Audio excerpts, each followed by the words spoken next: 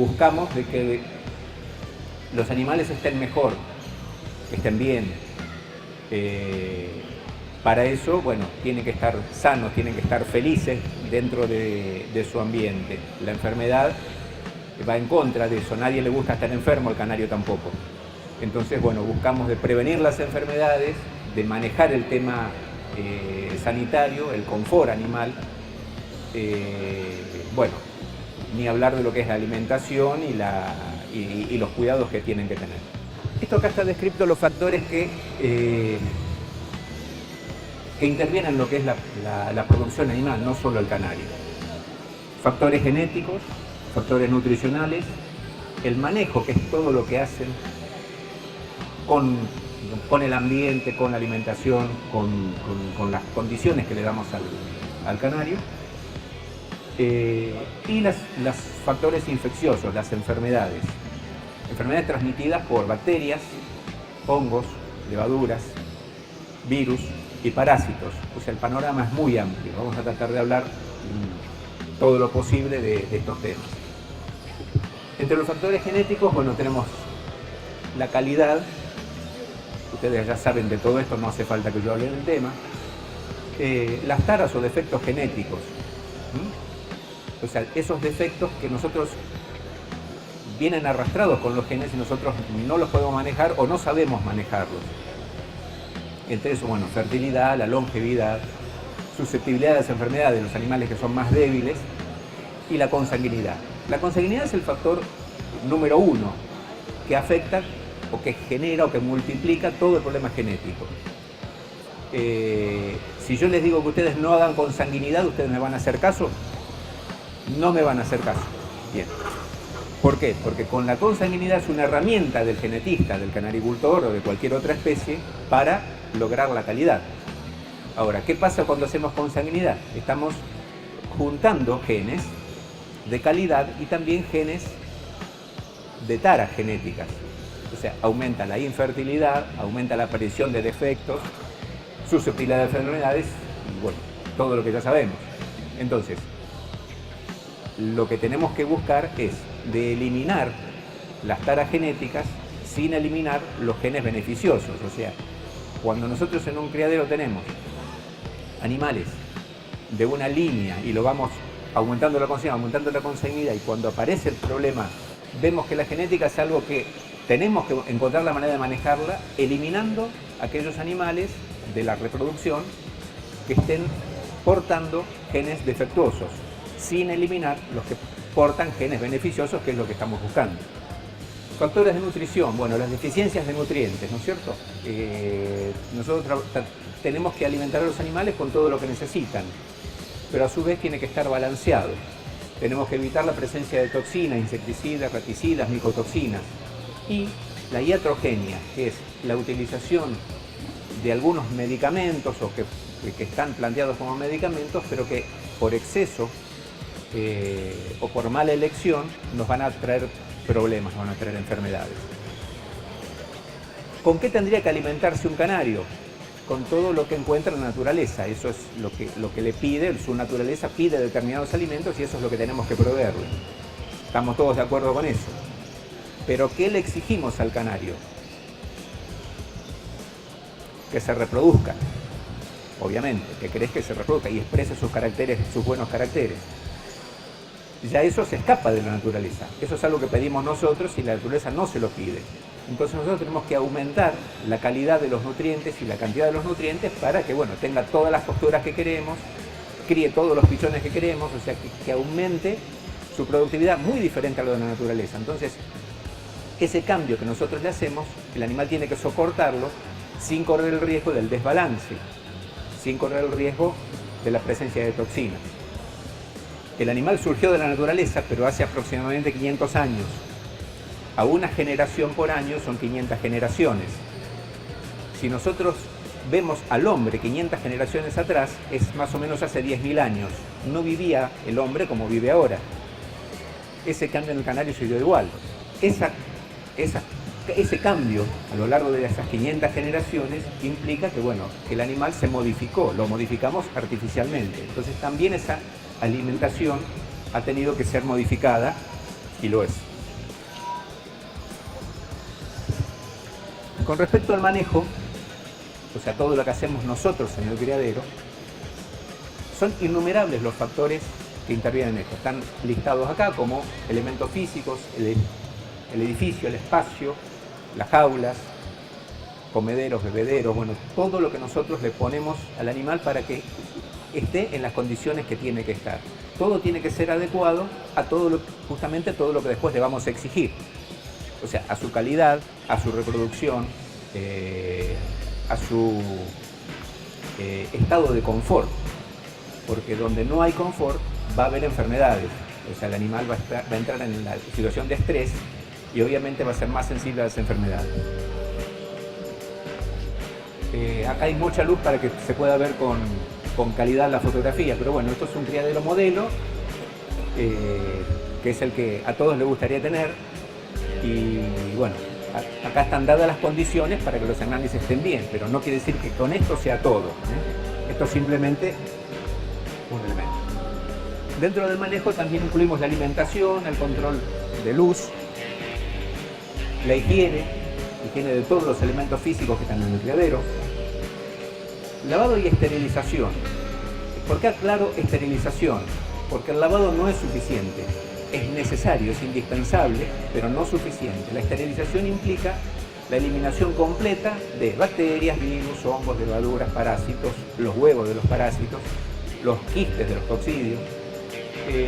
Entonces, y eso hay que llevarlo a cabo por métodos físicos, como el calor, o químicos, como los desinfectantes antisépticos que se utilizan después de la limpieza. Factores físicos, el control de la temperatura, el registro de datos. Eso no lo hacen los que no son profesionales. Los profesionales registran los datos, o sea, anotan todo lo que pasa en el criadero, en un cuaderno, en una bitácora, donde todo elemento, toda situación, mortalidad, temperatura, cambios bruscos, cambios de alimento, cambios de medicamentos, todo eso tiene que estar registrado para que cuando pasa algo, volvemos al cuaderno y encontramos, bueno, qué cambios hicimos que generaron un desorden. Y la ventilación. La ventilación tenemos que asumirla como la higiene del aire. ¿Se entiende? O sea, tenemos muchos animales por metro cúbico, que hace que cuando hay una bacteria, un virus en algún animal, salga al aire, ya sea por materia fecal o por el aire que el animal respira, contamina el aire. Ese aire tenemos que retirarlo del criadero, porque si se acumula aire contaminado, los animales obviamente tienen más susceptibilidad de enfermarse. Hay dos puntos acá para tener muy en cuenta.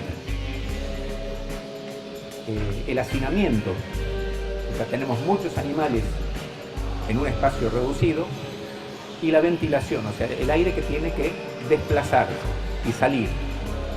¿Cómo hacemos para medir el aire que circula dentro de un criadero? Hay un aparato que se llama anemómetro. Es una especie de ventiladorcito que cuando pasa el aire genera una corriente, y eso marca en un equipo electrónico. ¿Todos tienen anemómetro? Nadie tiene anemómetro. ¿Encendedor? ¿Todos tienen encendedor? ¿Fósforo? Un encendedor produce una llama, hay que ponerlo en alto, y vamos a ver que la llama oscila. No se tiene que poner así, tampoco tiene que quedarse vertical.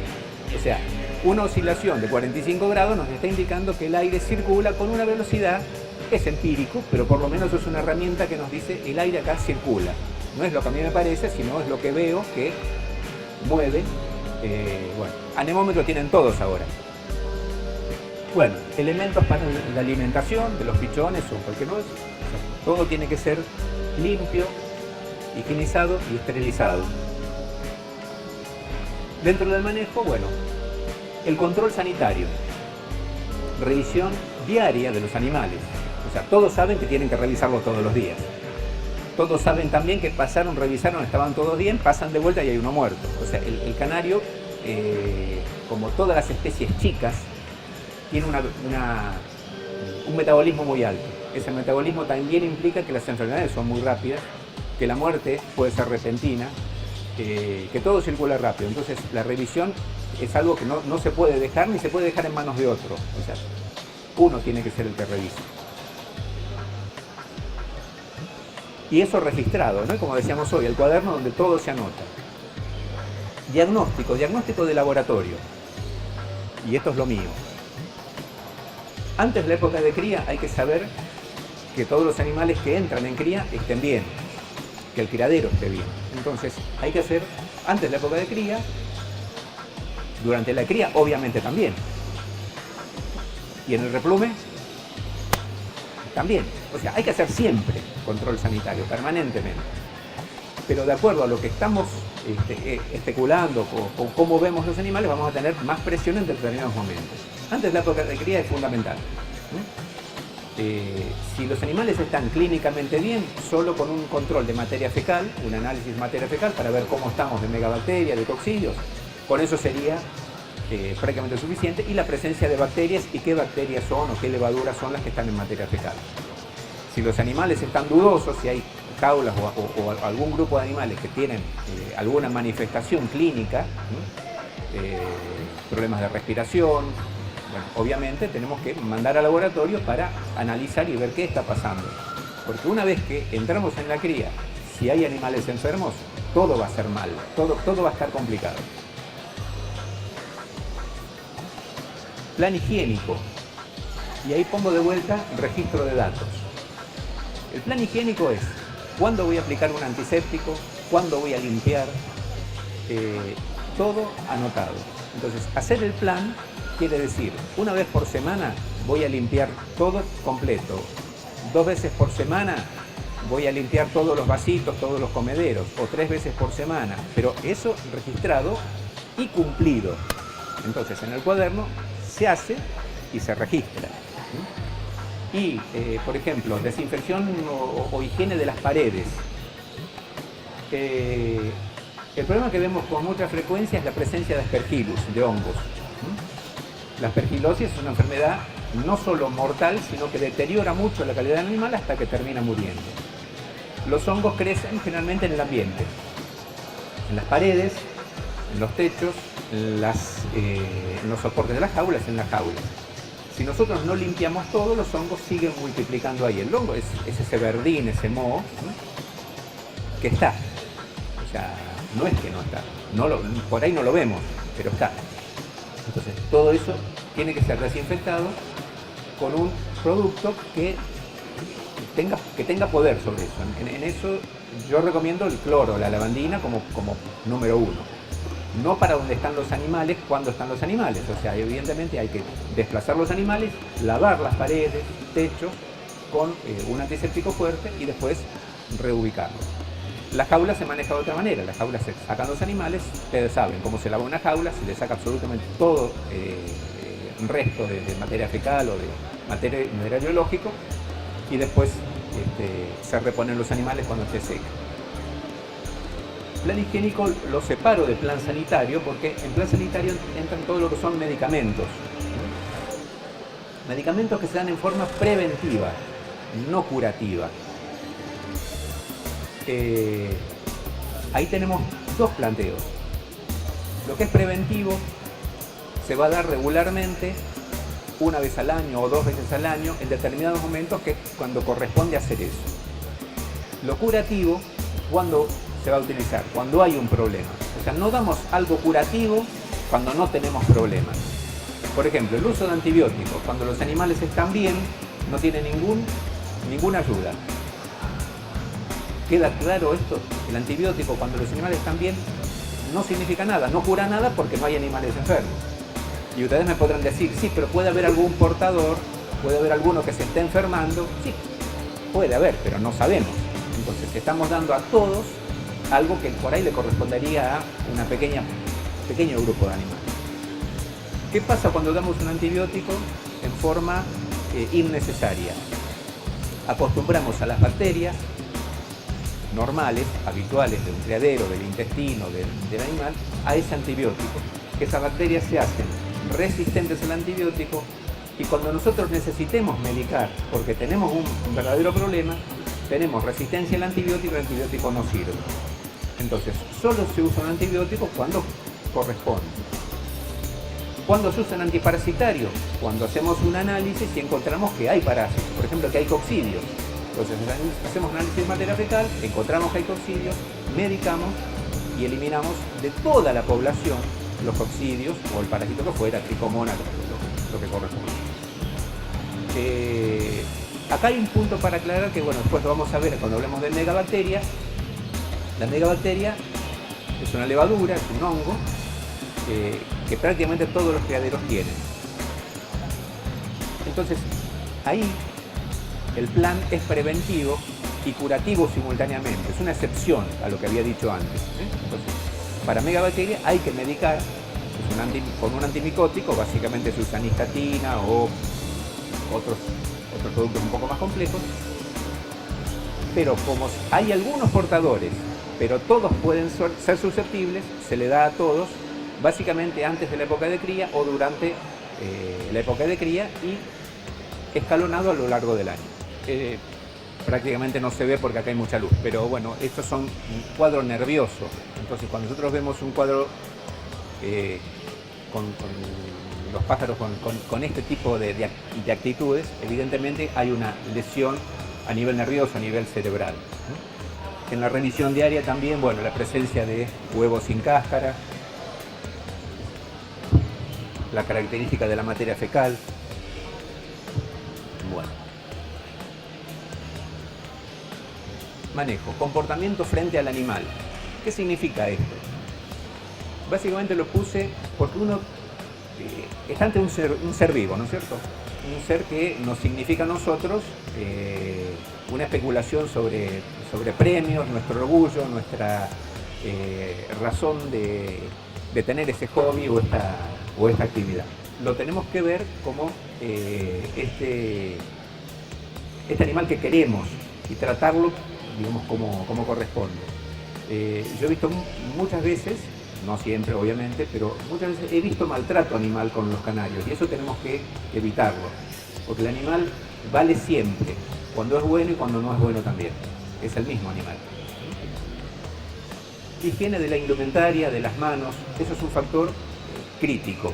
Nosotros cuando revisamos y tocamos un animal, lo revisamos, lo soplamos y después tocamos otro, si ese primer animal era portador o estaba enfermo de algo o estaba sucio o contaminado, después llevamos en las manos la contaminación al siguiente, al otro. Entonces cuando nosotros decidimos tocar un animal en la revisión diaria, lo decidimos hacer si vemos que está perfectamente bien. Si está dudoso, lo dejamos para lo último.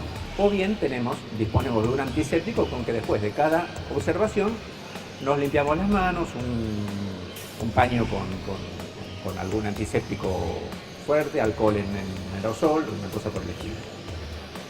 La indumentaria ni hablar. Y sobre todo si nosotros vamos a la calle o vamos al exterior o visitamos eventualmente otro criadero. El cambio de personal.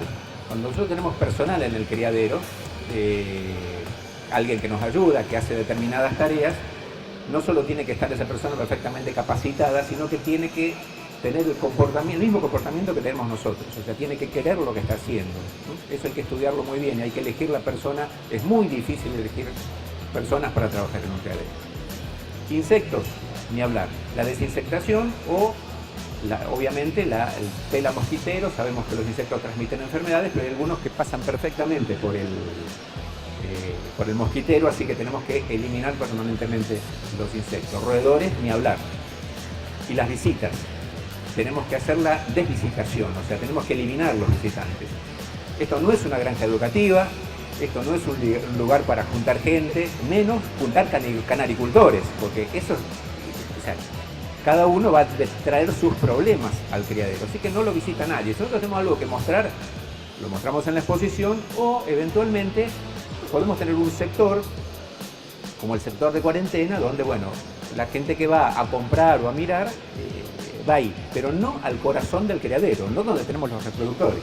Ahí no entra nadie más que la gente que trabaja con los canarios. Bueno, animales domésticos en el criadero no se pueden permitir y otros pájaros menos que nada. Acá tenemos siempre una discusión con los que manejan diferentes especies, otras especies tal vez. jilgueritos, otros temas. O sea, hay muchas enfermedades que pueden ser transmitidas por los silvestres al canario. Lo ideal sería tenerlos, obviamente, por separado. Hay alguna vez que escuché que hay gente que tiene suelto dentro del criadero un jilguerito porque no sé qué hace, que es el que se enferma primero y se lleva las enfermedades. Eso es un cuento, por favor, eso no existe, ¿no? Eso es lo peor que pueden tener, porque el jilguerito les va a llevar de jaula en jaula, va a defecar arriba de todos lados y no. Bueno, dentro del manejo, preparación para los campeonatos, o sea, todo lo que ustedes hacen para llevar a esos animales después a una competencia. El transporte, las condiciones del transporte, el manejo durante la exposición, y acá viene el problema, el retorno al criadero. Un animal que fue llevado a una exposición y tuvo contacto con miles de otros canarios de cientos de otros criaderos. Después lo llevamos de vuelta al criadero. ¿Sí o no? ¿Sí? Está mal. ¿Por qué? Porque el animal que viene, ya sea comprado o el animal propio que volvió al criadero, tiene que entrar nuevamente por cuarentena. ¿Cuarentena qué quiere decir? Es un sector del criadero independiente y alejado en lo posible, con personal diferente en lo posible, o manejado en forma totalmente independiente para que si llega un animal enfermo de algo nuevo, algo que no teníamos, no lo transmita al corazón del criadero. Esa cuarentena tiene que ser un espacio físico y un tiempo determinado. Como dije, el espacio físico tiene que ser separado, alejado, manejado diferente, pero el tiempo tiene que ser suficiente para que si hay alguna enfermedad en estado de incubación, se llegue a manifestar antes de que mezclemos los animales. Entonces, ese tiempo, pregunto, ¿cuál es el tiempo suficiente para exposición? ¿Cuál es el tiempo suficiente? Cuanto más tiempo, obviamente mejor, pero podríamos hablar de 30 días, 20, 30 días. ¿Es un lugar para medicar o no es un lugar para medicar?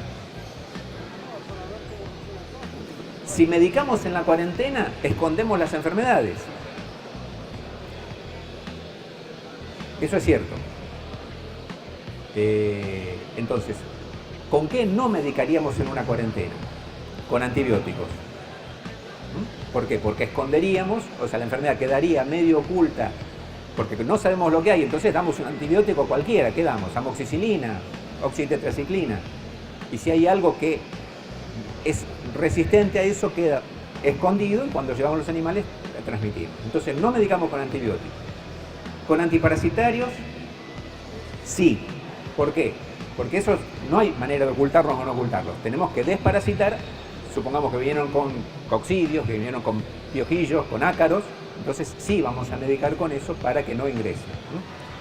Entonces, esa es la diferencia. O sea, antibiótico, no. Si igual quieren darle un antibiótico por las dudas, ¿cuándo se lo daríamos? Al final de la cuarentena. O sea, terminamos la cuarentena, digamos, 20 días de cuarentena, están todos bien, tengo algunas dudas, 10 días de antibiótico, o sea, 7 días, 8 días de antibiótico al final. O sea, cuando ya, digamos, prácticamente no había nada que ocultar.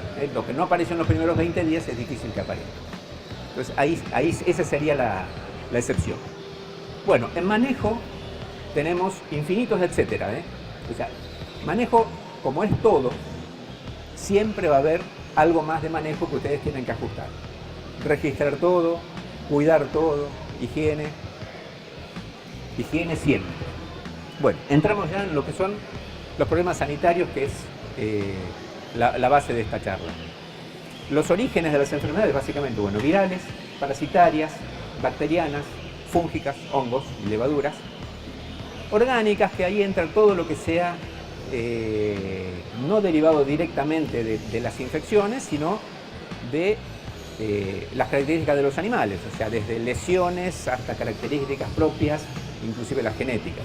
Y tóxicas, o sea, tóxicas es todo lo que puede derivar del ambiente, de la alimentación, que genera un problema sanitario. Viruela, enfermedad número 1 de origen viral. Causas, un virus.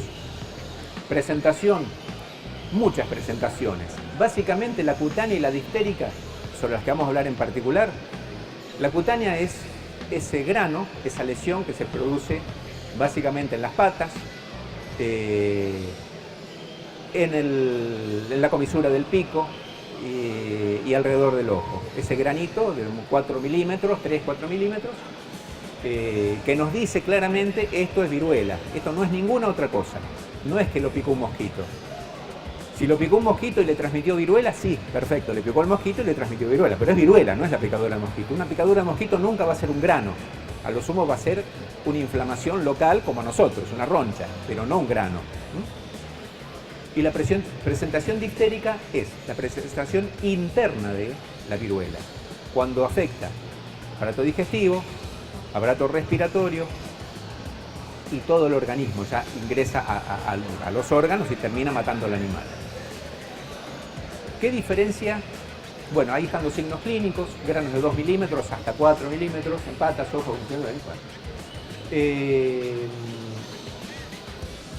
hay una presentación que para mí es nueva, no sé si antes existía, pero yo la vi recién este año, que son tumoraciones de hasta 1 centímetro de diámetro, blandas, que se dan también en la pata. Después le voy a mostrar fotos fuera del PowerPoint.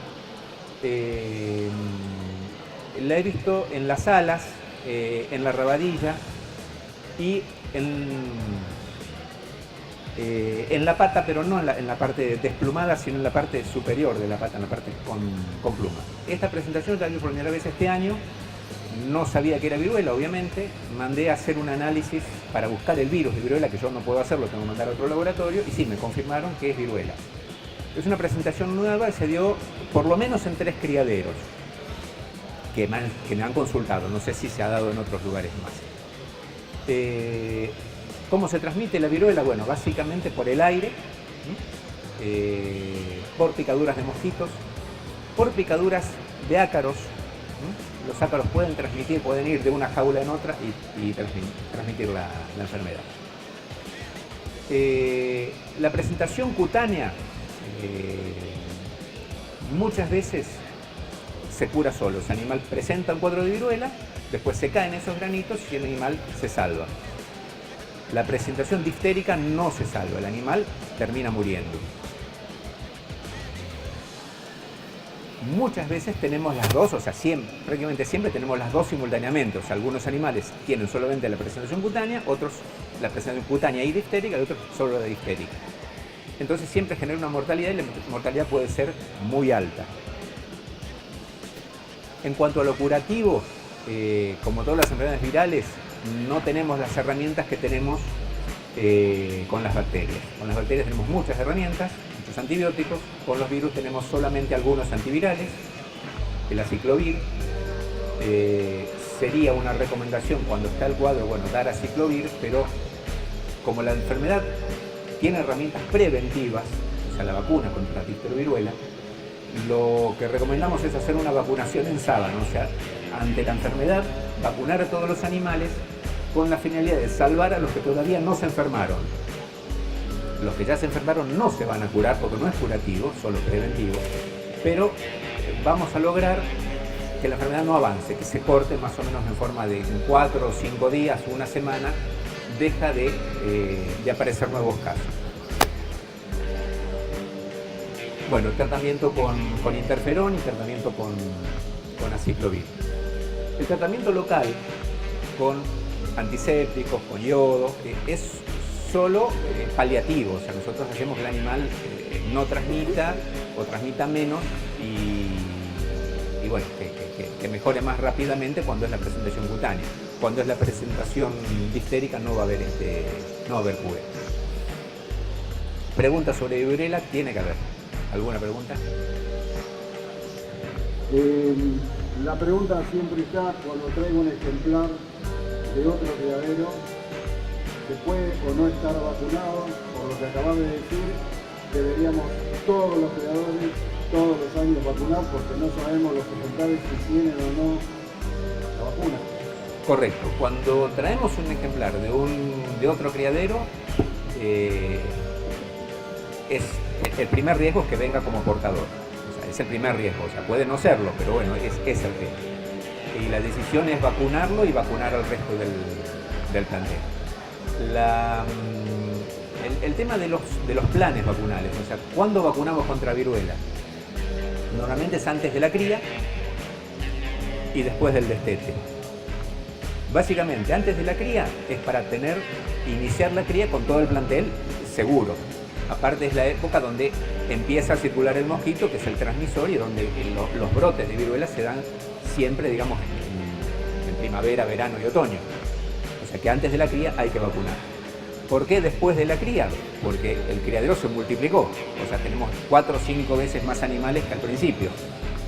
Entonces hay que vacunar a todos los animales nuevos, ya que se vacuna todo. ¿Cuándo ingresamos animales? Y normalmente antes de la cría, después de los campeonatos. Ese es el lugar de ingreso. Ahora, ¿qué estamos diciendo con esto? Que tendríamos que vacunar antes del campeonato porque van los animales que van a ir y van a correr riesgo de venir contaminados. Eso es real. Pero los animales que ingresan van a ingresar después del campeonato. Entonces vamos a tener que volver a vacunar, o sea, 2 veces, digamos, antes del campeonato y después del campeonato. Entonces, bueno, eso regúlenlo en la medida de lo que es lógico y práctico, ¿no? Se podría vacunar solo los que van al campeonato y a la vuelta vacunar a todos, al resto más los que ingresan nuevos. Ese sería, digamos, un análisis para gastar menos vacuna. Les aclaro que la vacuna viene en frascos de 100 dosis y que una vez que se abre el frasco hay que usarla toda porque es virus vivo. Al ser virus vivo, en 1, 2, 3 horas, 5 horas, cada vez tenemos menos virus y llega un momento que la vacuna muere. Entonces no se puede guardar una vez preparada. No es como las polivalentes que se puede guardar en la heladera indefinidamente y usar y seguir guardándola. Entonces, cuando deciden vacunar contra viruela, bueno, saben que es un costo que tienen que aprovecharlo lo más posible, o sea, vacunar la mayor cantidad de animales posible. Les digo que nosotros garantizamos 100 dosis por frasco, pero que normalmente rinde más, o sea, es algo tan difícil de medir la dosis con la que se vacuna que me han dicho que, bueno, generalmente les rinde 200, 250 dosis, algunos menos, de acuerdo a la aguja que usen. Acá me acuerdo de una pregunta que surge todos los años. ¿Qué pasa si uno vacuna y el otro, el amigo, el que comparten, no vacuna? Entonces a este se le van a enfermar los pájaros porque el otro vacunó con virus vivo. Eso es fantasía. O sea, al que no vacunó se le van a enfermar porque no están vacunados, pero no por culpa del que vacunó. ¿Queda claro eso? O sea, cuando uno vacuna y el otro no vacuna, la culpa no es del que vacunó, la culpa es del que no vacunó. O sea, el problema. El virus vivo de la vacuna no es un virus que pueda revertirse o que pueda cambiar a virus patógeno, a virus de campo nuevamente. O sea, le faltan los genes para producir enfermedad. Entonces no puede producir enfermedad. Sí produce en el lugar de la aplicación una microlesión, una lesión cutánea que indica que la vacuna prendió en los animales que no estaban vacunados previamente o que no estaban protegidos. El lugar donde se aplica la vacuna reacciona, o si prendió la vacuna, como decimos normalmente, y se produce un granito local. El lugar de aplicación es la membrana del ala, o sea, tienen que estirar el ala del animal y la membrana que une las dos partes del antebrazo se atraviesa con una aguja mojada previamente en la vacuna. Necesariamente lo produce el grano y la vacuna, si no lo produce, que la vacuna no prendió. Claro, si nosotros aplicamos y a los 8 días revisamos el animal y no tiene lesión, puede indicar que el animal estaba protegido previamente, ya había sido vacunado, o sea, produce la lesión la primera vez, después no vuelve a producir podría llegar a producirla, pero lo normal es que no produzca nuevamente la lesión. Ese animal podría haberse infectado alguna vez y superado la viruela, tampoco va a aprender. Entonces, donde siempre va a reaccionar positivo es en los pichones, en los animales nuevos de ese año. Si vacunamos pichones, revisamos los 8 días y ningún animal reaccionó positivo, me llaman. Algo pasó.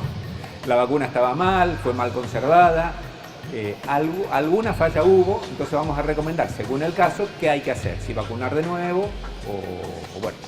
No, hasta ahora no ocurrió nunca, pero bueno, está dentro de las posibilidades, ¿no? pero tiene que ser que ningún animal reaccionó positivo, o muy poquitos, 5 o 10% positivos. Entonces, bueno, la vacuna estaba bien, pero los animales estuvieron mal vacunados. En toda vacunación hay 4 factores que dan origen a la falla. El primero es la vacuna puede estar mala. Segundo, la vacunación puede estar mal hecha. Tercero es el vacunador, puede no saber cómo vacunar. Cuarto es el animal, no estaba en condiciones de recibir una vacuna. O sea, son 4 factores que pueden dar origen a una falla vacunar. En cualquier especie, en cualquier vacuna, en el ser humano, en lo que fuera. Siempre hay que hablar, hay que entender todo eso. A los animales vacunan. El plantel de 2 o 3 años, ¿hay que vacunarlo todos los años? Repito la pregunta porque se entrecortaba el micrófono. A los animales vacunados todos los años, ¿hay que volver a vacunarlos?, dice el señor. No sería necesario. En teoría la vacuna produce una inmunidad de por vida. Ahora, cuando abrimos el frasco de vacuna, vacunamos a todos los que hay que vacunar y queda vacuna en el frasco, vacunamos a todos, seguimos vacunando. Los animales que recibieron dosis anteriormente, o sea, ya digamos, el gasto lo hicimos. Ahora, si me decís que bueno, se te terminaron las dosis, o que tenías justo, no sé, 270 animales y te quedaron 30 sin vacunar, bueno, deja para lo último aquellos animales más viejos que ya recibieron 1 o 2 dosis a lo largo de su vida. Otro pregunto por ahí, si la vacunación es anual. En realidad la vacunación es 2 veces por año. No porque sea necesario desde el punto de vista de la vacuna, porque repetimos que la vacuna tiene una inmunidad durable, sino porque el criadero cambia. Nosotros antes de la cría tenemos, supongamos, 100 animales, vacunamos los 100. Termina la cría y tenemos todos los pichones, tenemos, no sé, 400 animales, no sé cómo andan para la calidad de la reproducción, o tendremos 200. Vacunamos los pichones y, por supuesto, de pasada revacunamos los adultos para estar seguros, por las dudas de que algún animal haya quedado sin vacunar en la anterior. Esta es la lesión típica de la viruela cutánea. ¿Alguno no la conoce? ¿No? Bueno, te la presento. Vacuna porque si no te vacunan.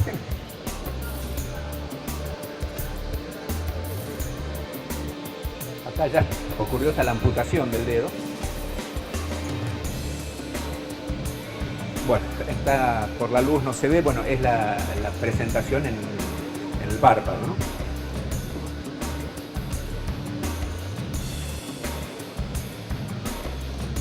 Fíjense, en los dedos también, es la cutánea doble. Es el mismo animal visto en otra posición. Estafilococo es yo diría que es la gran enfermedad de la canaricultura.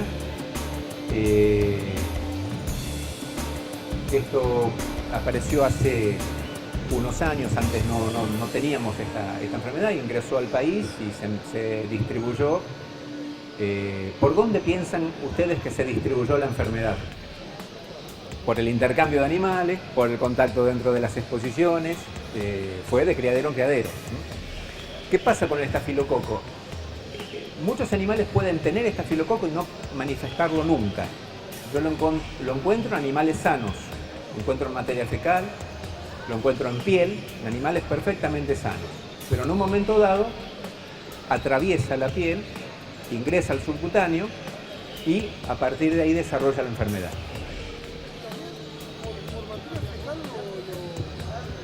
¿Por materia fecal también se puede...? Sí, en materia fecal lo encontramos. ¿Eh? ¿Qué tipo de cepa no? Claro, no tenemos... o sea, me preguntas si aparece en materia fecal, les digo sí, lo encuentro en materia fecal, lo encuentro en intestino, de necropsias de animales, donde no había manifestaciones clínicas, o sea, el animal no manifestaba enfermedad por estafilococo, lo encuentro en vías respiratorias. Ahora, ¿hay cepas diferentes? Sí, muchísimas cepas y muchísimas o varias especies diferentes de estafilococo. Pero no tenemos todavía en Argentina un diagnóstico diferencial, o no contamos con laboratorios que nos permiten hacer un diagnóstico diferencial si esta cepa es patógena o sea, produce enfermedad y esta cepa es inocua. Ya con la práctica yo me doy cuenta cuando más o menos una cepa puede ser agresiva o no, de acuerdo a cómo veo el animal, obviamente, bueno, de acuerdo a cómo crecen los medios de cultivo, de acuerdo a la resistencia a los antibióticos. O sea, yo ya diferencio sin tener certeza, no puedo hablar científicamente de esto, sino por experiencia nada más. Entonces, encuentro que hay esas diferencias. Pero si yo lo encuentro, tengo que informarlo. Me mandan una muestra de materia fecal para control. Encuentro estafilococo. No sé si es patógeno o no. Yo le hago inmediatamente el antibiograma. Me dio sensible a ceftiofur, cefadroxilo, cefalexina, amoxicilina. Pero yo informo. Es sensible a esto. Y me dicen, ¿tengo que medicar? Yo le digo, si todo el criadero está bien y esto era simplemente un control, no justificaría medicar, aparecería como que es una cepa inocua. Pero si fueran mis canarios, yo medico. No puedo correr el riesgo. Lo mismo nos pasa con las enterobacterias. Las enterobacterias aparecen en el 50% de los análisis de materia fecal. Pero yo no tengo garantía de que estén produciendo enfermedad. Entonces la pregunta es, ¿fue por control o fue porque hay animales englobados, hay animales con materia fecal líquida, blanda, hay animales que están caídos, murieron animales y no se sabe de qué? Entonces, en base a eso se decide hacer una pasada preventiva de antibiótico para enterobacterias, bueno, de acuerdo al antibiograma que hayamos encontrado. Bueno, vamos a estafilococo. La transmisión por contacto, animales que están en contacto dentro del criadero, por fomites. Los fomites son pequeñas partículas de piel, de agua, de las plumas, que vehiculizan, que van, cuando la ventilación no es suficiente, se acumulan, cuando se produce una corriente de aire, van de jaula en jaula transmitiendo la enfermedad. Y obviamente los animales portadores, animales que están sanos clínicamente, pero que tienen la bacteria encima. Entonces, el manejo con las manos. Bueno, factores predisponentes, sobre todo los factores que hacen que la enfermedad le sea fácil a la bacteria. El estrés, o sea, los animales están en malas condiciones desde el punto de vista del confort, van a estar susceptibles a cualquier infección, no solo por estafilococo. Bueno, picaduras de mosquito, de ácaros, irritación de la piel, falta de higiene, deficiencia de vitamina A, porque la vitamina A es fundamental para la integridad de los epitelios de la piel.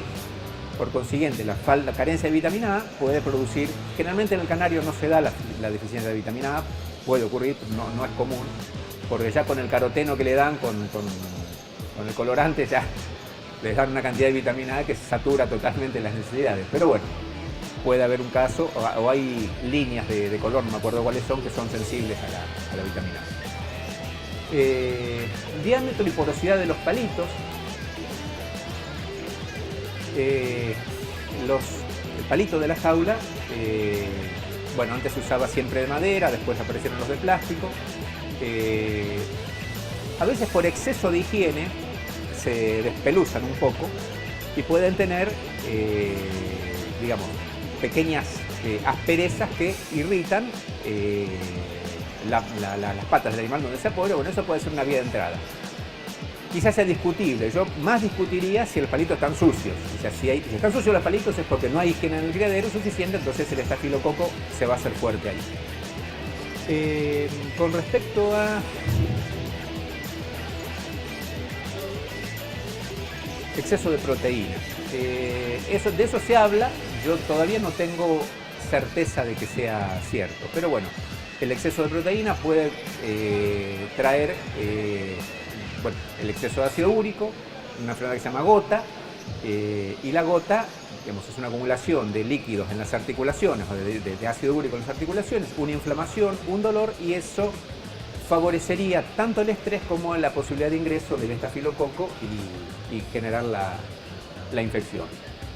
La presentación cutánea, o sea, solamente en piel y en patas, o generalizada. Generalizada es cuando el animal de repente aparece con boqueo o simplemente con englobamiento y se muere. Analizamos y hay estafilococo en pulmones, en cerebro, en hígado, en intestino, en todos lados. Eso es generalizado. Y puede no haber tenido presentación cutánea ese animal. Por ahí no la vimos, pero otro sí tiene presentación cutánea y es el que transmitió, el que permitió la circulación de la bacteria. La presentación cutánea se manifiesta básicamente con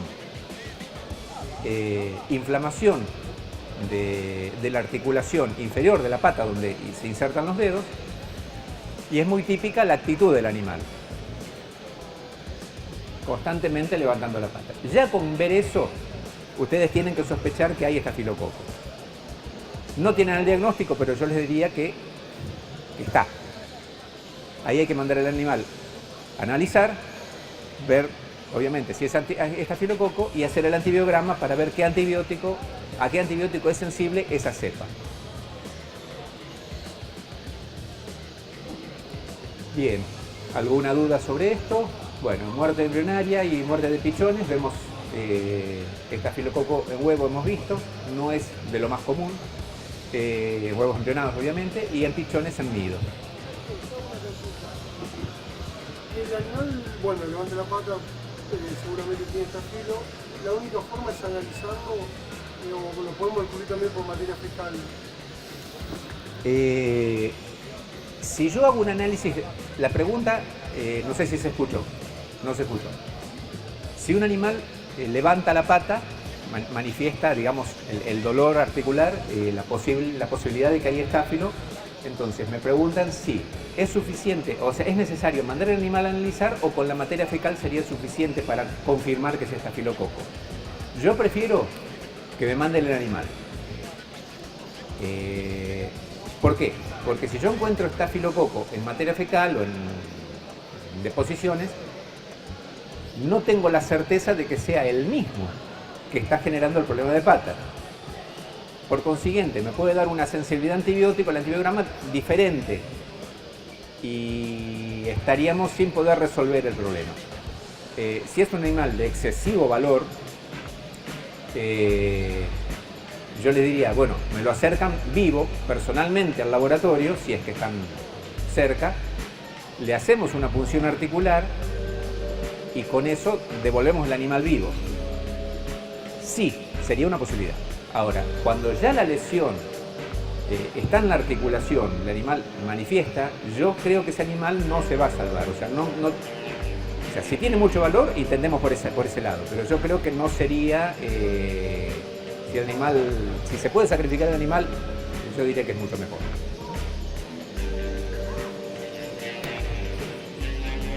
Bueno, diagnósticos del laboratorio, tratamiento antibiótico, respaldado por antibiograma, eso ya lo vimos. Bueno, prevención. Acá vamos a el gran cambio que se produjo en el estafilococo en los últimos 2 años.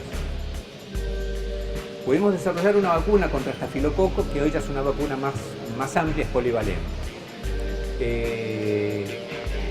Durante mucho tiempo se pidió una vacuna, pidieron los canaricultores una vacuna y costó mucho tiempo poder encontrar la fórmula de la vacuna, pero lo logramos. Hoy la vacuna es efectiva y previene. Como les decía, que hay posiblemente muchas cepas de estafilococo diferentes, nos ha ocurrido que en algún criadero se vacuna y no está la respuesta que pretendíamos. Entonces siempre es mejor enviar un animal, aislar la cepa de ese criadero, de ese caso, y incorporarla a la vacuna. O sea, que cada criadero tenga su propia cepa en el criadero. Es casi imposible, pero cada uno tiene ese camino si lo quiere hacer. O sea, mandar a analizar, analizamos. Sí, tengo muchos casos de estafilococo, nunca vacuné, o vacuné pero no me dio resultado. Bueno, tomamos esa cepa, se incorpora a la vacuna y después eso tarda más o menos 15 días y se vacuna con una vacuna general más la cepa propia. Eso es lo que hoy recomendamos. La pregunta es, si antes de la cría, habiendo vacunado al destete, si antes de la cría habría que vacunar de nuevo. No sabemos porque esto es muy nuevo, no sabemos cuánto dura la inmunidad para estafilococo. Sí sabemos, como les dije hoy, que en viruela la duración de la inmunidad es amplia. Podría ser de por vida, no sabemos, pero podría ser de por vida. En el caso de estafilococo no. O sea, no sabemos. Entonces la recomendación es vacunar antes de la cría. Más aún siendo que la vacuna no es una vacuna cara, tiene un alto rendimiento y que la vacuna es fácil de aplicar. Que antes de la cría solamente vacunaríamos a reproductores. Digamos, no es una gran cantidad de animales a vacunar, solamente reproductores. Entonces la respuesta sería sí. A pesar de estar vacunado en el destete anterior, convendría vacunar antes de iniciar la cría nuevamente. Al vacunar antes de la cría, ¿puede causar infertilidad? La pregunta es si la vacuna puede causar infertilidad. No, no causa infertilidad, es una vacuna muerta, inactivada, y como se da por vía oral u ocular, ingresa al organismo directamente por el aparato inmunocompetente. O sea, no va a los ovarios ni a los testículos, o sea, no ingresa a la circulación, solamente ingresa al aparato inmunocompetente a través de la garganta, de la laringe, y ya con eso es suficiente, por lo poco que conocemos hasta ahora, pero sería suficiente para producir la inmunización. Bueno, esto de la vacuna es lo que es la prevención específica, pero también podemos hacer la prevención inespecífica acompañado a la vacuna con inmunomoduladores, obviamente higiene, esterilización de jaulas, palitos, comederos y eliminación de los enfermos. La eliminación de los enfermos es un punto crítico en todas las enfermedades. O sea, si nosotros encontramos un animal enfermo en el criadero, ¿qué hacemos? Lo sacamos. En muchos casos, directamente la recomendación sería el sacrificio. En otros casos es por lo menos aislarlo en una jaula independiente y fuera del criadero, en otro lugar. En un lazareto, en un lugar donde vayan los enfermos y en lo posible que no vuelvan nunca. ¿No? Porque el animal enfermo eventualmente puede curarse, pero no nos garantiza a nadie que no quede como portador. Entonces, si lo sacamos porque estaba enfermo, no lo ingresemos porque puede ser portador. Ese animal se puede vender en una pajarería, o sea, no significa simplemente la pérdida del animal. La pérdida sería entrarlo y que mantengamos la enfermedad dentro del criadero. Bueno, la lesión de estáfilo con la artritis, inflamación de la articulación.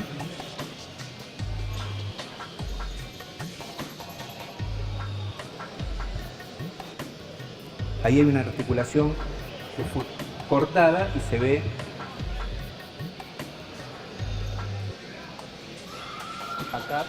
acá contenido de pus, directamente de líquido inflamatorio. De ahí tomamos la muestra, se siembra en el medio de cultivo y creció el estafilococo para hacer el análisis. Ven el enrojecimiento y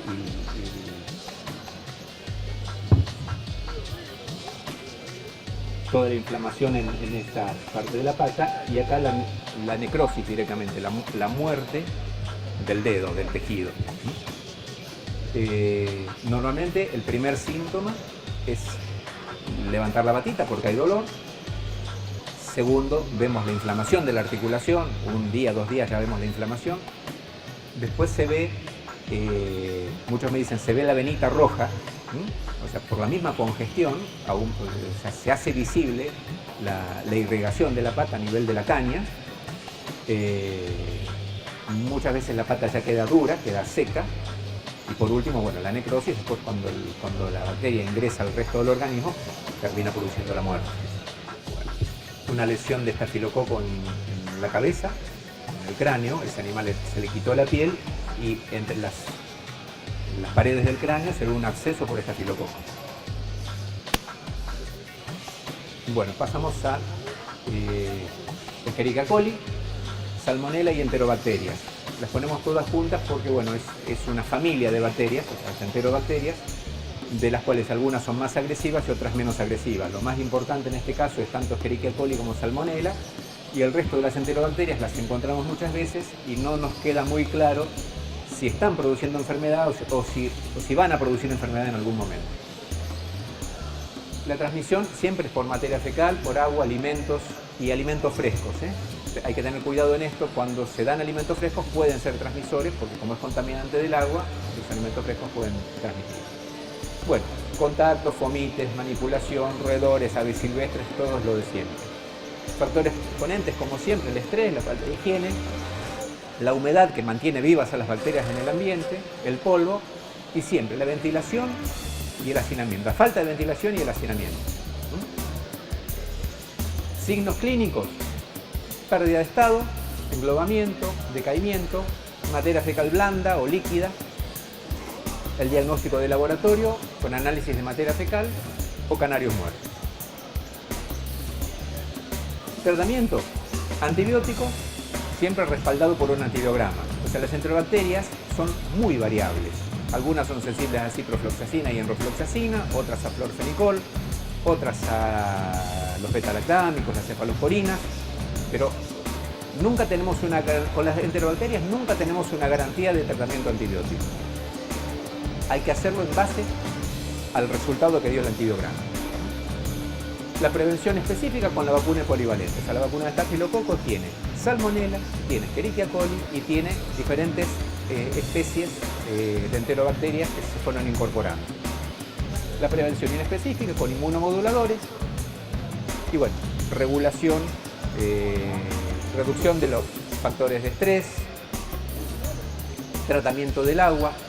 Si tienen agua corriente es muy difícil que ingrese por el agua, pero si el agua es de pozo urgente, obviamente hay que clorinarla, hay que tratarla con cloro o con algún método seguro que impida el incremento.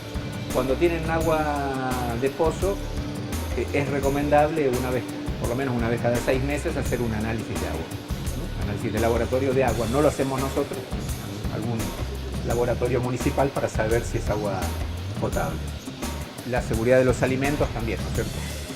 La transmisión por todo lo que es, se elimina por materia fecal, todo lo que se contamine con materia fecal es seriamente un factor de transmisión.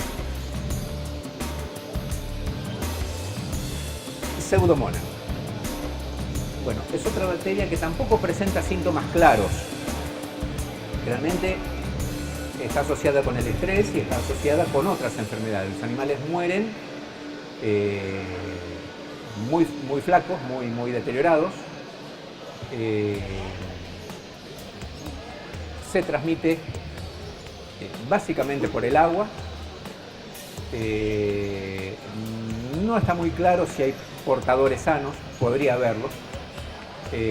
Los alimentos frescos, la semilla prehumedecida, si dan semillas o algún alimento humedecido previamente, antes de suministrarlo a los animales, habría que tratarlo por calor, habría que hervirlo o estar de alguna manera, asegurarse de que se mataron las bacterias, porque la pseudomonas puede crecer, las enterobacterias no, pero la pseudomonas puede crecer durante un proceso de humectación de semillas. O sea, en la misma semilla ustedes la mojan o verduras frescas, puede multiplicarse ahí y aumentar la cantidad, sobre todo si el agua viene contaminada.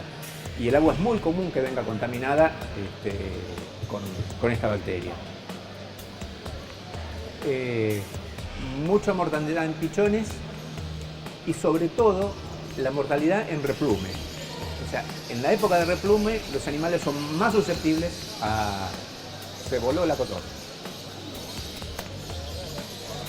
En la época de replume tenemos muchos casos de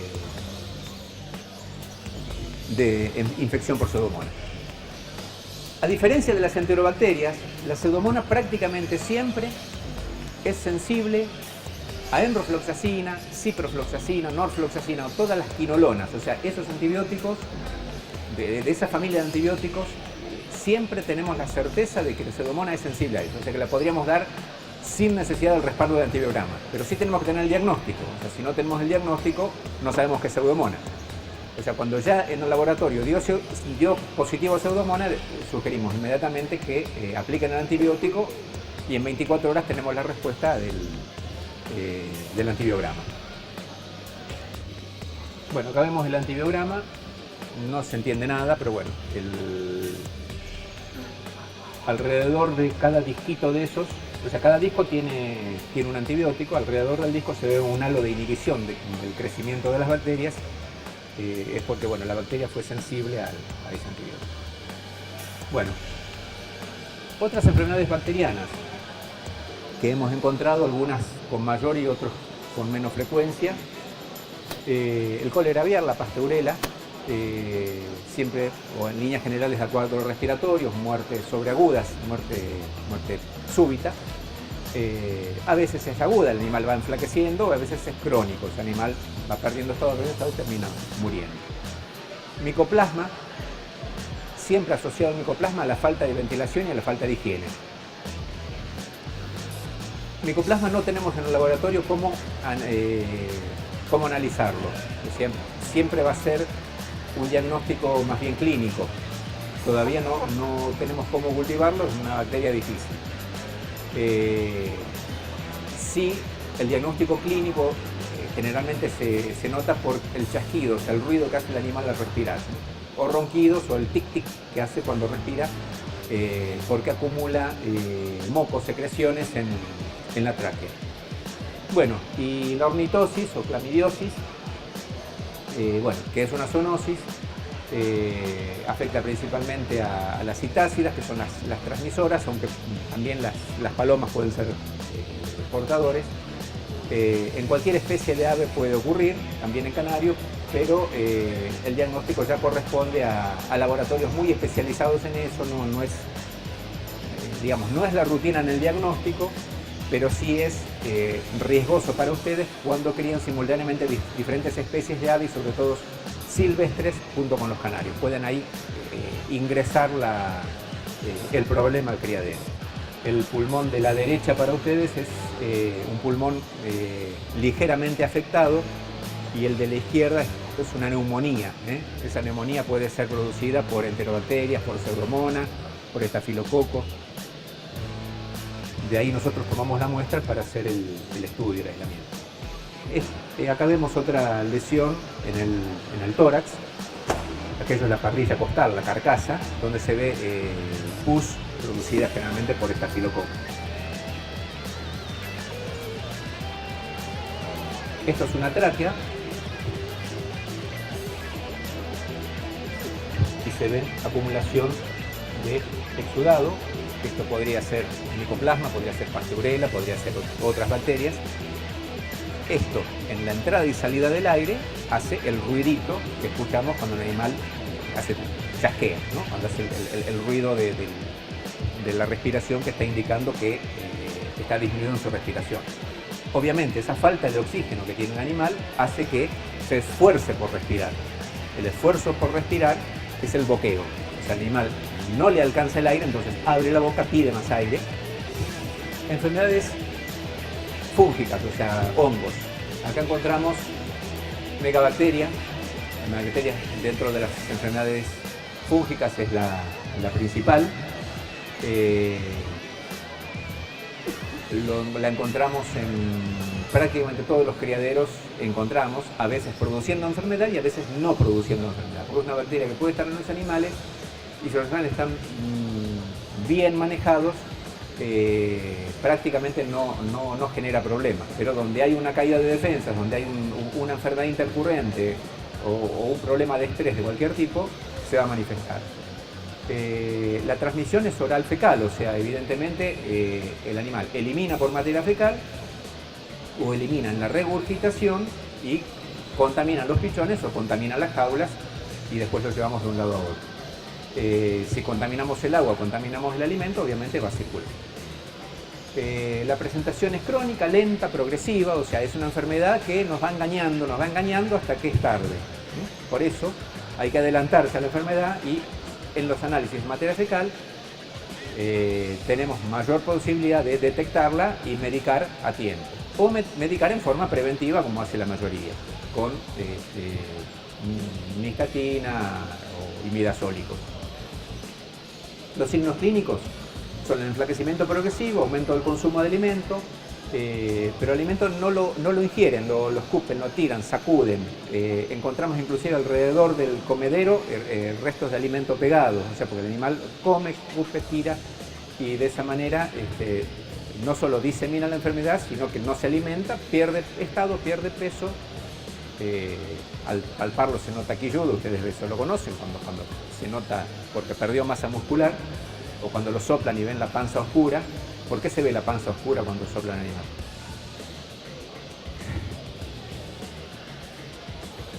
Porque cuando el animal está bien, entre la piel del abdomen y las vísceras hay grasa.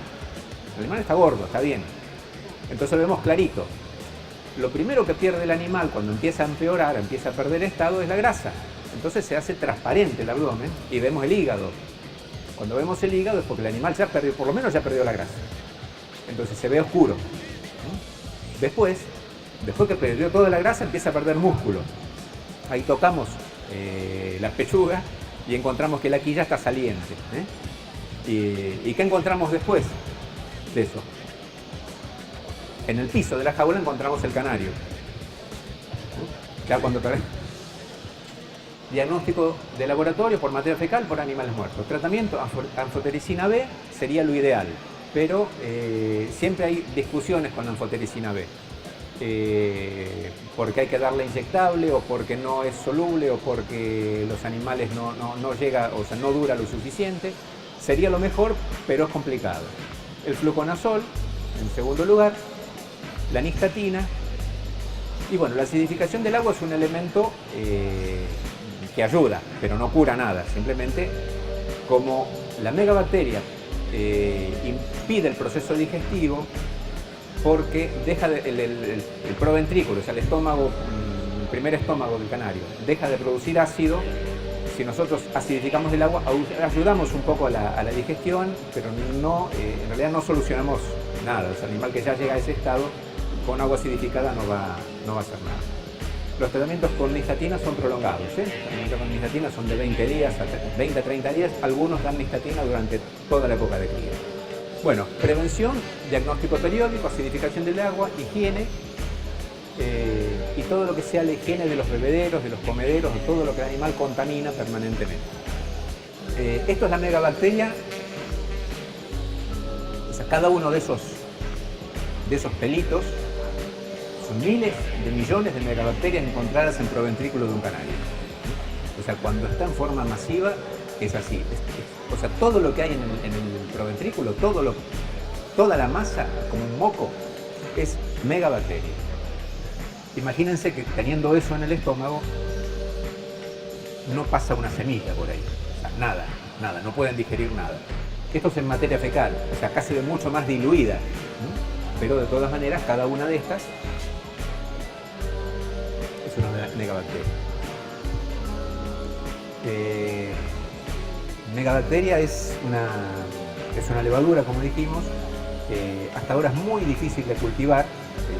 El diagnóstico se hace por observación, pero bueno, estamos en la etapa, posiblemente en pocos años ya tengamos la posibilidad de hacer cultivos y de incorporar alguna vacuna. Bueno, esto es visto al microscopio con colorante. Bueno, otra enfermedad fúngica, hongo, es la Candida albicans y otras levaduras. Acá quiero aclarar que no todas las levaduras son Candida albicans, no todas las levaduras son patógenas. Es más, hay levaduras que son beneficiosas y se encuentran en los probióticos. Entonces, no decir levaduras no es signo de enfermedades, simplemente las vemos. Entonces, muchas veces me mandan materia fecal para análisis y yo informo, se encuentran levaduras. En 24 horas yo tengo el segundo análisis que me dice esas levaduras son cándida o no son cándida. Así que no hay que asustarse. De entrada puede ser básicamente una levadura de bajo nivel patogénico o no es patogénico. La infección por cándida, bueno, hay factores predisponentes que son los tratamientos prolongados con antibióticos. Generalmente después de un tratamiento prolongado con antibióticos, cándida puede desarrollar, encontrar un medio propicio para desarrollar. Contaminación del agua, alimentos, falta de higiene, humedad ambiental, el estrés y la caída de defensas, que siempre es para todas las enfermedades. Los signos clínicos, bueno, como puede afectar prácticamente lo que es la mucosa de la boca y de las vías respiratorias, el esófago, el buche. Hay acumulación de alimento en el buche porque el animal come, pero como tiene la parte posterior, y en la paloma esto es muy típico, la parte posterior del esófago después del buche tiene tapado por el crecimiento de cándida, el buche se llena y no pasa la comida. En los pichones también se da de esa manera. Bueno, ¿qué ocurre? Llega un momento que hay anorexia, el animal no come más porque tiene el buche lleno, regurgitación, o sea, el animal elimina lo que tiene el buche porque no entra en el proceso digestivo. La materia fecal generalmente es blanda o líquida porque, bueno, termina de eliminar todo lo que hay en el intestino y después ya no hay más alimento, entonces, bueno, generalmente afecta a pichones y animales jóvenes. Diagnóstico de laboratorio, tanto animales muertos como vivos. El hisopado, o sea, si realmente no queremos sacrificar el animal, podemos hacer una toma de muestra con un hisopo. No es para que lo hagan ustedes, o sea, eso se hace en el laboratorio con un hisopo adecuado para un canario. Se toma una muestra del fondo de la garganta y se siembra para ver si hay cándida y cultivarlo. Siempre les voy a decir que lo ideal es trabajar sobre animales muertos porque nos permite hacer un análisis mucho más completo. Tratamiento con antimicóticos, bueno, los de siempre, nistatina, fluconazol, miconazol, ketoconazol. Los inmunomoduladores van a levantar las defensas del animal, van a ayudar, como esto es una enfermedad que actúa en situaciones de estrés, bueno, mejorando esa situación, levantando las defensas, vamos a mejorar. Y la prevención ya está disponible, todavía no tenemos una experiencia lo suficientemente amplia para saber si la vacuna la previene o no. Pero ya hace 2 años que Candida albicans está incorporada a la vacuna. Lo que nos falta son años de experiencia y comprobar, bueno, que los criaderos vacunados no tienen problema, ¿no? Hay que ser sinceros en esto, o sea, nosotros lo incorporamos, pero no podemos hacer la experiencia hasta que no pase el suficiente tiempo como para ver, digamos, los resultados. Bueno, la foto es mala, pero cada una de esas gotitas es una levadura. Esto está tomado directamente del fondo digamos, de la garganta, del fondo de la boca. Y esto es la forma de certificar que es Candida albicans. O sea, si es una levadura buena, vamos a decir, no es cándida, después de 3 horas de cultivo sigue siendo así, redondita. A lo sumo se encuentran 2, una pegada al lado de otra, como 2 hermanas. Cuando emiten este cordón, este crecimiento, es la certificación de que es cándida. Ese es el trabajo de laboratorio que nos permite diferenciar cuándo es y cuándo no es. Bueno, otras enfermedades fúngicas, la aspergilosis. Aspergillus fumigatus, la aspergilosis es ese moho verde que está en la semilla, en las paredes, prácticamente, bueno, en las jaulas, en el aire. Las esporas, o sea, el hongo crece en el ambiente y las esporas, o sea, cuando fructifica el hongo, vuelan con el aire, llega al animal, lo aspira y llegan a los sacos aéreos, básicamente, puede ser pulmón, pero generalmente se localiza en sacos aéreos y crece, forma un micetoma, se llama, es una colonia, una gran colonia de hongo, y el animal termina muriendo por asfixia, va a tener boqueo, va a tener los mismos síntomas, dijimos, con viruela, con micoplasma. O sea que el diagnóstico lo vamos a tener cuando realmente abramos el animal y vemos lo que hay adentro. Bueno, está dicho, o sea, se asocia básicamente a falta de higiene. Cuando encontramos eso, que es bastante común, lo primero que hay que hacer es aumentar la higiene. Y bueno, las dermatomicosis, que son enfermedades de la piel, generalmente alrededor de en las patas, son hongos que producen lesiones en piel, son muy pruriginosas, o sea, pica, el animal se pica con el pico, se rasca y abre la vía de entrada para que entre el estafilococo. Entonces, si tenemos hongos, seguramente después va a haber manifestación de estafilococo por la vía de entrada. Esto es pulmón y esto es el sacos aéreos, o sea, lo que viene atrás del pulmón donde llega el aire. Bueno, ahí desarrolló el hongo, lo ven verde, es un moho como el moho del pan, como el moho de la basura. Eso crece adentro del pulmón del animal.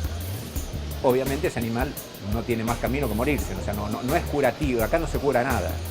Cuando hay hongos de este nivel, lo que hay que hacer es higiene para que no haya más animales enfermos, para que esto corte ahí. Este es el diagnóstico de laboratorio, ahí visto al microscopio es la forma madurativa del hongo, la fructificación.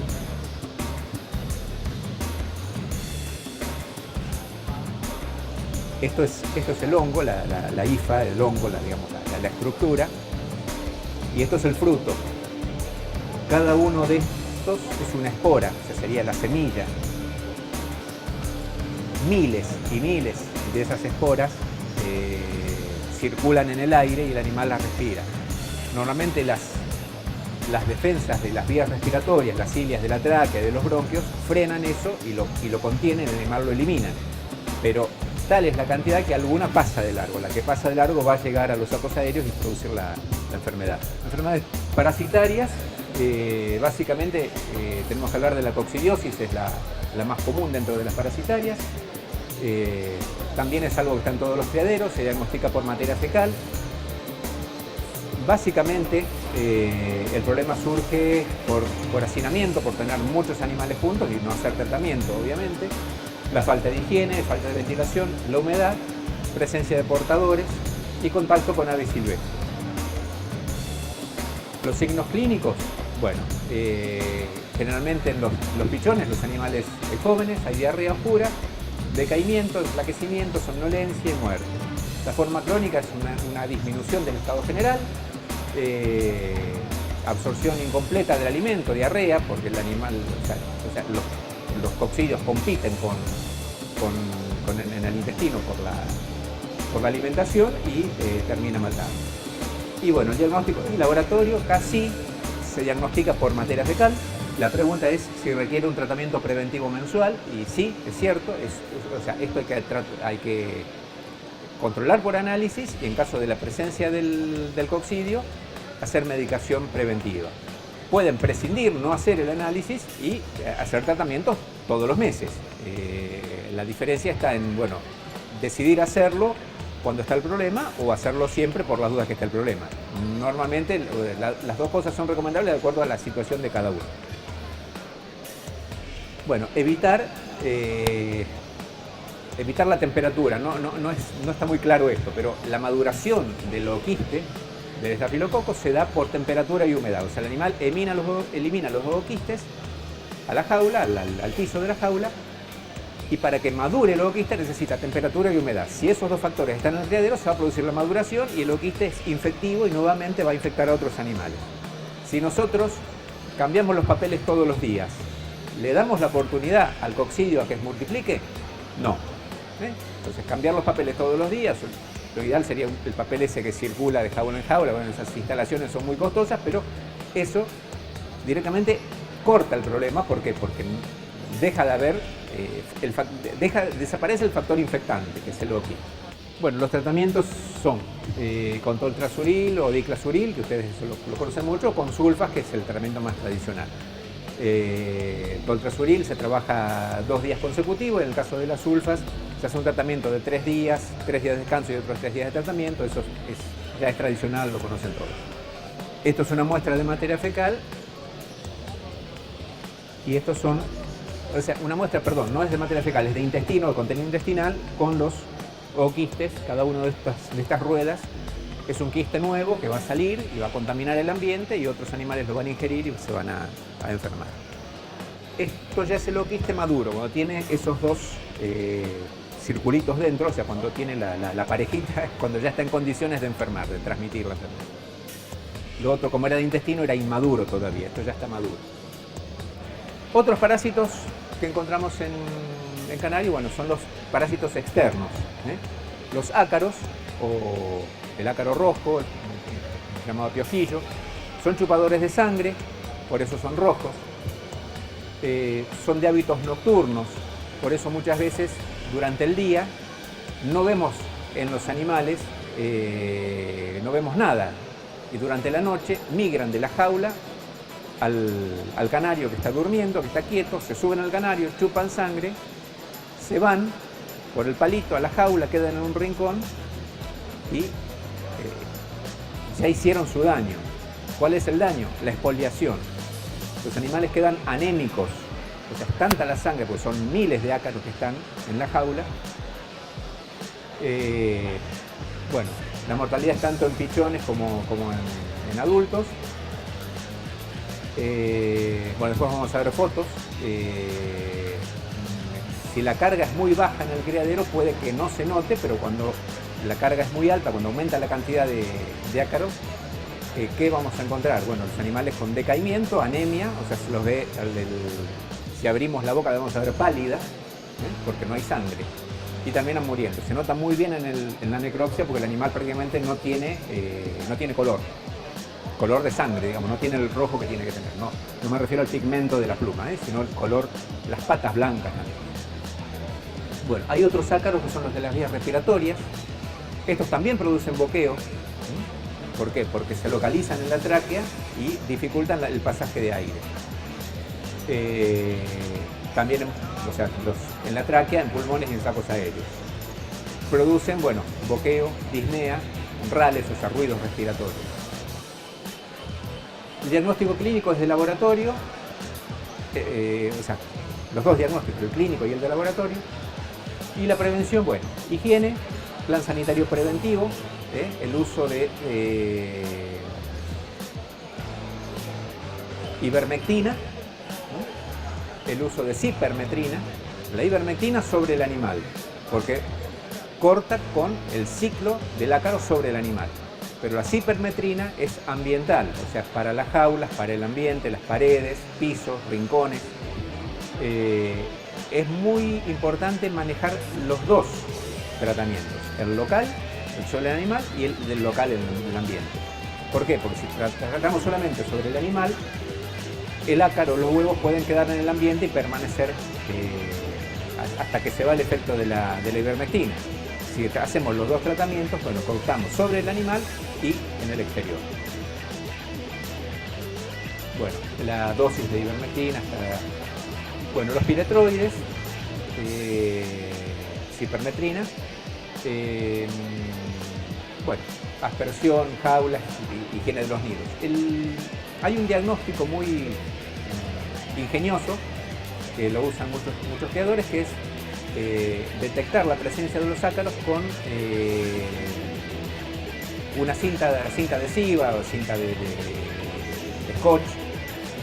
La pegan en la jaula con el pegamento hacia el interior de la jaula, el pegamento directamente disponible, que quede abierto. Cuando los ácaros circulan de la noche y en el día, que de noche entran al pájaro y después bajan y vuelven a la jaula, quedan pegados en la cinta.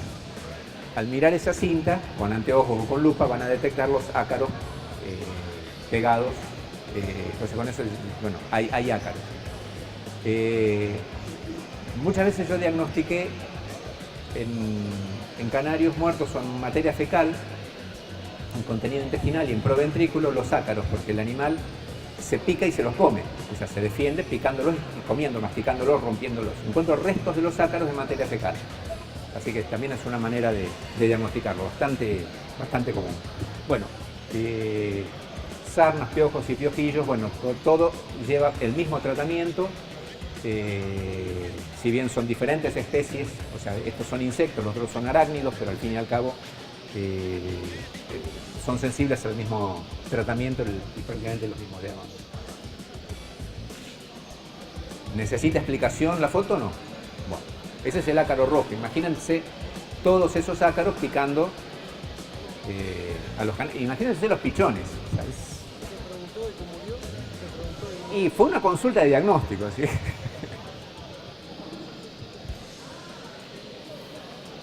se ve también. Son chiquitos, la foto está ampliada. A determinada edad uno necesita anteojos para verlos, o sea, no es que sean fáciles de ver. Obviamente el caso anterior era masivo, ¿no? Bueno, al microscopio tienen este aspecto, son terribles, pero bueno.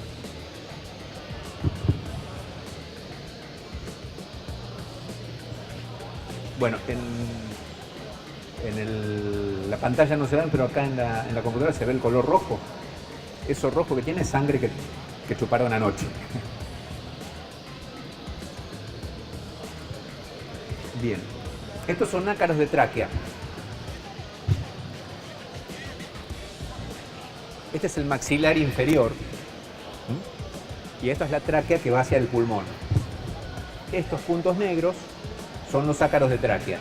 Se ven por transparencia cuando hacemos la necropsia, sacamos la tráquea, la vemos a trasluz y se ven los ácaros traqueales.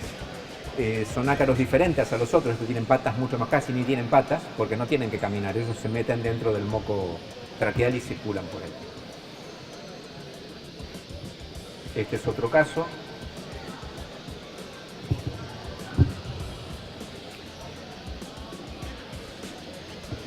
Esos son los ácaros de tráquea.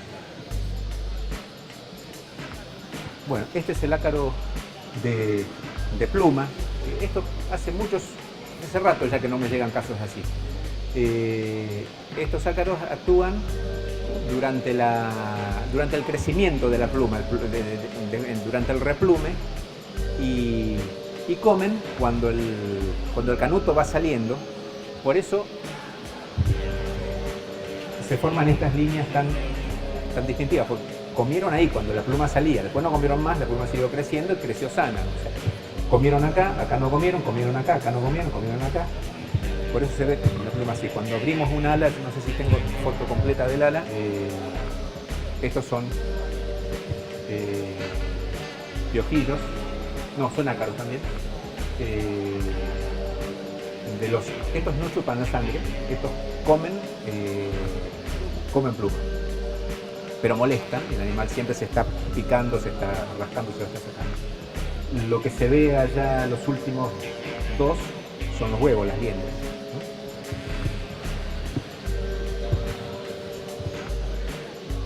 Son las liendres. Acá se ve la pluma comida. Pero esto ya les digo, hace rato que no veo, no sé si es porque ya se hace mucho tratamiento con ivermectina, ya hay mucha profesionalización en los criadores y prácticamente no se ve. Bueno, esto es muy importante, y con esto terminamos. ¿Cómo se envía el material al laboratorio?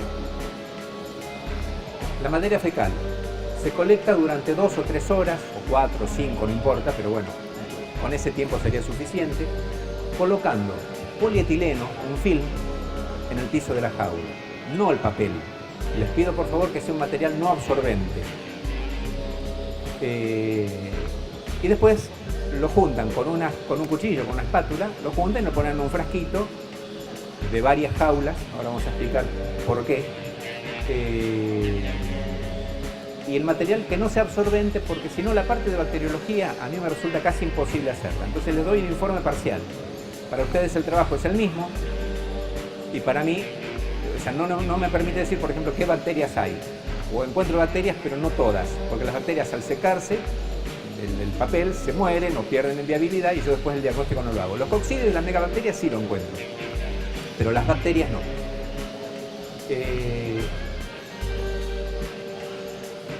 ¿Qué muestra de materia fecal me interesa? Hay dos tipos de muestras. La de animales enfermos.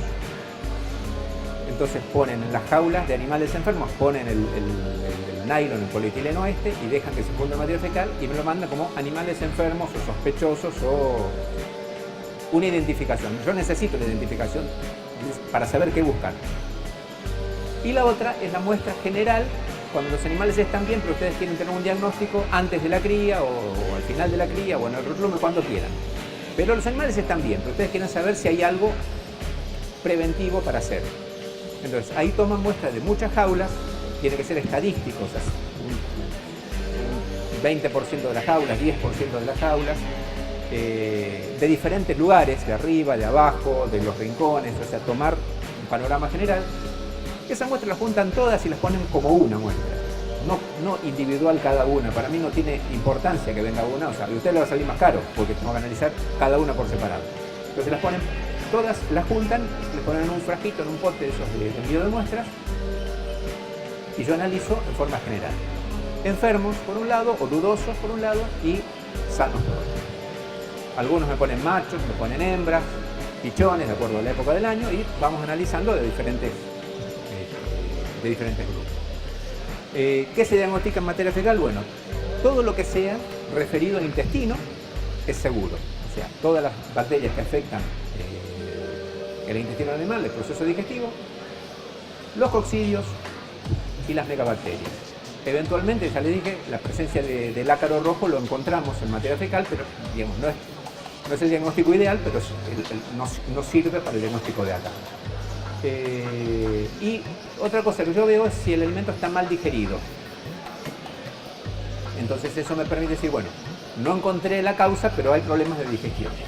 Y también levaduras. Levaduras yo las encuentro en materia fecal, después analizo si es cándida o no es cándida. Los canarios muertos, envueltos en una bolsa de polietileno, y ni bien ustedes lo encuentran muerto, a la heladera. Envuelto a la heladera. No congelar. No congelar. Siempre heladera normal. Tan rápido como sea posible y enviar en caja de telgopor con refrigerantes. La cajita de helado con 2 o 3 refrigerantes. Los refrigerantes sí van congelados. Y una nota que no hace falta que sea importante, pero para mí es importante, que me digan por qué me mandan al animal. Porque yo no adivino. Yo tengo que saber, bueno, qué problema tienen. Este me lo mandaron porque tuvo una muerte súbita, ya es una cosa, ya es un dato para mí. O venían de 10 días de boqueo. O se murieron 25 y este es el que me mandan. O no se murió ninguno y este apareció caído. Entonces, esos datos para mí son importantes porque es cómo yo enfoco el trabajo de diagnóstico. Yo en todos los animales voy a analizar todo, pero si no tengo datos, no puedo redondear el resultado. Si yo encuentro, por ejemplo, enterobacterias en un animal y me dicen, se vienen muriendo desde febrero, la enterobacteria te está produciendo el problema. Hacemos el antibiograma y le damos una medicación. Si a mí me llega un animal solo, es el primero que se muere, todos los demás están bien, y ese tiene enterobacterias, yo digo, mira, tiene enterobacterias, no sé si es la causa de muerte, no justifica dar un antibiótico a todos los demás y todo lo demás está bien. Ahora, si ese es significativo con respecto a los demás, ahí sí.